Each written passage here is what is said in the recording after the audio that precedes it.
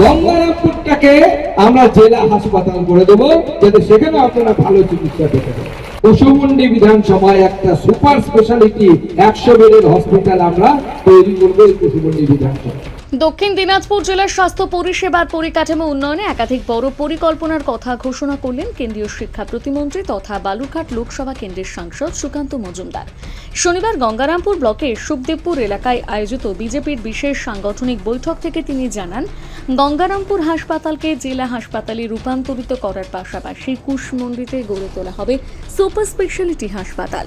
এদিনের সাংগঠনিক বৈঠকে সুকান্ত মজুমদার ছাড়া উপস্থিত ছিলেন কুশমন্ডি বিধানসভার বিধায়ক তাপস চন্দ্র রায়, বিজেপির দক্ষিণ দিনাজপুর জেলার সভাপতি স্বরূপ চৌধুরী সহ দলের অন্যান্য নেতাকর্মীরা। সভা থেকে জেলার স্বাস্থ্য পরিষেবার উন্নয়নকে অগ্রাধিকার দেওয়ার কথা জানান সুকান্ত মজুমদার। তার বক্তব্য, দক্ষিণ দিনাজপুর জেলাকে সামগ্রিকভাবে এগিয়ে নিয়ে যেতে হলে প্রথমেই স্বাস্থ্য পরিকাঠামোর উন্নয়ন প্রয়োজন। সেই লক্ষ্যে বালুরঘাটে মেডিকেল কলেজ, গঙ্গারামপুর হাসপাতালে জেলা হাসপাতালের পরিকাঠামো এবং কুশমন্ডিতে সুপার স্পেশালিটি হাসপাতাল গড়ে তোলার পরিকল্পনার কথা জানান তিনি। এই বিষয়ে কেন্দ্রীয় শিক্ষা প্রতিমন্ত্রী সুকান্ত মজুমদার বলেন, আমি আজকে ডিএম সাহেবের সাথে কথা বলে এলাম। আমাদের আগামী দিনের লক্ষ্য এই জেলার স্বাস্থ্য ব্যবস্থাকে ভালো করে সাজানো। স্বাস্থ্য ব্যবস্থা এই জেলায় ভালো নেই। গরিব মানুষের যদি একটা অপারেশনের প্রয়োজন হয়, যদি বেসরকারি জায়গায় যায়, ঘটি বাটি সব বিক্রি করে দিতে হবে। তাই আমরা ঠিক করেছি আমাদের এই জেলাতে মেডিকেল কলেজ আমরা তৈরি করব।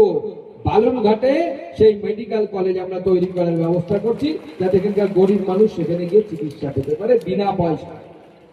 বালুরঘাটে যদি মেডিকেল কলেজ যখন তৈরি হয়ে যাবে, এখন বালুরঘাটে আপনারা সবাই জানেন জেলা হাসপাতাল আছে, তখন আমরা কি করব, গঙ্গারামপুরটাকে আমরা জেলা হাসপাতাল করে দেবো, যাতে সেখানে আপনারা ভালো চিকিৎসা পেতে পারেন। গঙ্গারামপুরে যখন জেলা হাসপাতাল হয়ে যাবে, তখন আমাদের লক্ষ্য থাকবে কুসুমুন্ডি বিধানসভায় একটা সুপার স্পেশালিটি 100 বেডের হসপিটাল আমরা তৈরি করব এই কুসুমুন্ডি বিধানসভা। এদিনের সভা থেকে রাজনৈতিক প্রতিপক্ষদেরও নিশানা করেন সুকান্ত মজুমদার। বিশেষ করে সিপিআইএম ও তৃণমূলকে আক্রমণ করেন তিনি।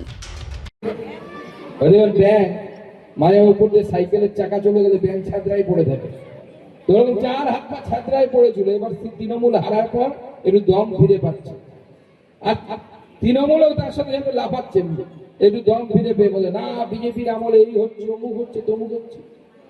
তো তোমাদের কাছ থেকে শিখতে হবে। দুদিনকার বৈরাগী ভাতকে বলো অন্ন, তোমরা শেখাবে আমাদেরকে।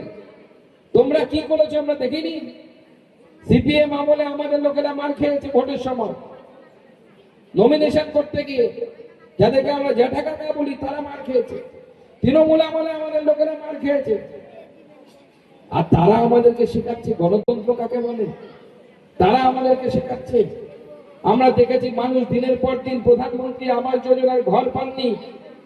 এই আগামী কয়েকদিনের মধ্যে আবার লক্ষ্মীর ভান্ডারের টাকা ঢুকবে তাই নয়, 20 লক্ষ আমরা প্রধানমন্ত্রী আবাস যোজনার ঘর দেওয়ার ব্যবস্থা আমাদের মুখ্যমন্ত্রী শুভেন্দু অধিকারী তৈরি করবে।